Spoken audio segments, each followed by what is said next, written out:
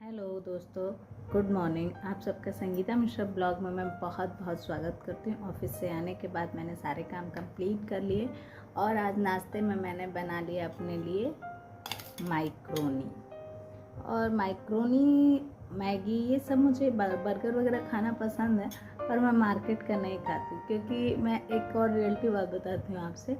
एक तो पैसे भी ज़्यादा लेते हैं और स्वाद भी नहीं होता क्योंकि उनका तेल भी आप कितने भी बड़े 5 स्टार होटल में चले जाइए, मैं रियलिटी बताऊँ तो बाहर का खाना बाहर का ही होता है। घर का जो भी आप बनाएंगे ना, उसमें प्रेम होता है। और मैं कोई भी चीज़, अब जैसे मैक्रोनी है, ये भी मैं भगवान को अर्पण करके खाती हूँ क्योंकि मैं खा रही हूँ तो भगवान को भी तो खिलाऊंगी। चाय, पानी, यहाँ तक कि बिस्किट भी मैं भगवान को देती हूँ क्योंकि पहले सब कुछ भगवान का दिया हुआ है, तो पहला अर्पण भगवान को ही जाएगा।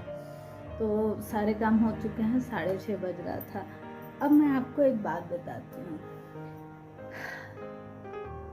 2004 से जब मेरी बहन गुजरी, उसके बाद मैंने एलपीजी गैस में काम किया। फिर धीरे धीरे मैंने बीए, एमए वगैरह किया। 2006 में मैंने किया गुलाब देवी डिग्री कॉलेज से।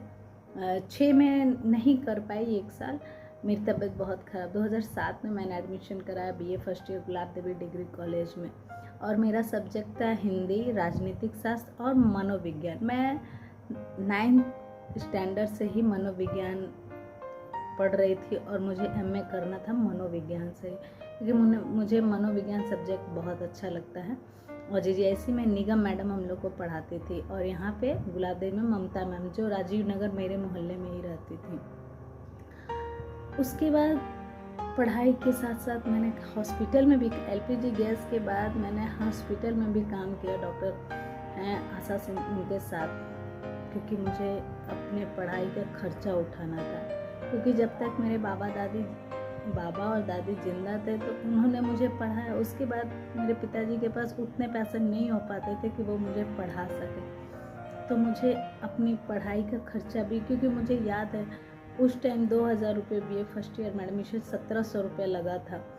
तो वो पैसे मैंने किसी अपने से लिया था, अपना, एकदम अपना, और वो मुझे ब्याज पे दिया था, जिसका 2000 रुपये का 300 रुपये ब्याज लगता था, और मैं ब्याज देती थी। उस टाइम 2007 में कैसे का वो एकदम खास, एकदम अपना था। मेरे अपनों ने जितना मुझे दर्द दिया है ना, बाहर वाले की इतनी औकात नहीं है ना, चीर के रख देंगे। खुलेआम सोशल मीडिया पे बोल रहे हैं लोग अपनों से ही। वो कहावत नहीं सुनी अजय देवगन की, हमें तो अपनों ने लूटा, गैरों में कहाँ दम था। मेरी कश्ती वहीं डूबी जहाँ पनियों नहीं था, पानिया कम नहीं था, पनियों नहीं था। तो जैसे तैसे मैंने की और अच्छा चल रहा था। वो तो ज़िंदगी का संघर्ष है, मैं ये भी नहीं किसी को बुरा भला कह रही हूँ, अगर लगे तो सॉरी, वरना किया है तो भाई तकलीफ़ तो होगी ही, तकलीफ़ तो होना बनता। मैं तो फैक्ट बोली, नहीं की हो तो बोल दो। और एक बार ऐसा हुआ ना कि लास्ट किस्त थी और मैं टेंशन में आ गई, तो पता है मेरे अपने ने मुझे फ़ोन करके टॉर्चर होता है ना, कब पैसा दे रही हो, जबकि उसने ऐसा माहौल क्रिएट किया है ना, लोग समझते हैं ना कि संगीता मिश्रा पागल है, मेरे घर वाले, क्योंकि मैं लोगों के लिए अच्छा कर देती हूँ तो अगला समझता है कि संगीता मिश्रा चूतिया है, पागल है। मैं सबके चेहरे और सबके बिहेवियर को बहुत भली भांति से समझती हूँ। बस शांत रहना पसंद करती हूँ कि तुम किस हद तक गिर सकते हो। मैं बस उसकी नीचता देखती हूँ और नीचता देख के अंदर अंदर रखती हूँ और दूरी रहती हूँ। फिर मैंने सारे पैसे लौटा दिए। उसके बाद जैसे तैसे पढ़ाई चली मेरी। फिर फाइनली 2010 में यूपी पुलिस का फॉर्म निकला, मैंने डाला, मेडिकल में क्लियर नहीं कर पाई। देन उसके बाद एक महिला आई, मैं गुलाब देवी डिग्री कॉलेज से घर पे आई, तो महिला क्या बोले तो सासू अम्मा, उनका बेटा भी मुझे फॉलो करता है, बोले तो मेरे हस्बैंड राजू चौबे, नाम नहीं लेना था लेकिन है तो है भाई। ज़्यादा से ज़्यादा मर्द लांछन लगाता है तो औरत की इज्जत पे, और औरत भी एक औरत होके औरत की इज्जत पे ही लांछन लगाती है। तो मेरी सासू माँ आई, पता नहीं उन लोगों का साटा बाटा हुआ था, और आके मुझे फंसा दिया, लड़की आपकी खूबसूरत है। मैं सोची कि कोई एरिया का होगा, पोस्टमैन है मेरे पिताजी, लड़की आपकी बहुत सुंदर है, टैलेंटेड है, शादी करा दो। मैंने कहा चलो ठीक है। शादी का दिन तय हो गया। तिलक इतना बकवास गया था, जबकि मैं क्या भृगु मंदिर की पुजारी की लड़की। अभी उसी में कौन देखेगा तो भड़क जाएगा, अरे भैया नहीं बोल सकते हैं तो भी ना बोल रहे, नहीं होता तो काहे बोलते। हमको तो खुदे शर्म आती है कि मैं क्यों इस ऐसे खानदान में जन्मी। इस जन्म में मिल गया, अगले जन्म में नहीं चाहिए। दिल धजिया। इतना बकवास तिलक गया था, मैं रो दी थी।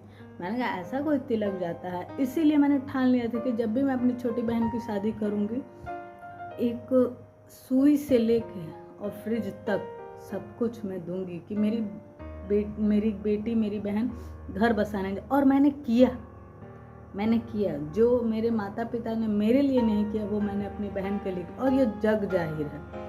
तिलक चढ़ाने की बात आई मेरी बहन की, तो लोग बोले भाई, हम जुड़वा बटुरवा भाई क्यों बोले, हम तो सीधे बोले थे कि तिलक दे दो, तिलक चढ़ा लो, सीधी सी बात है।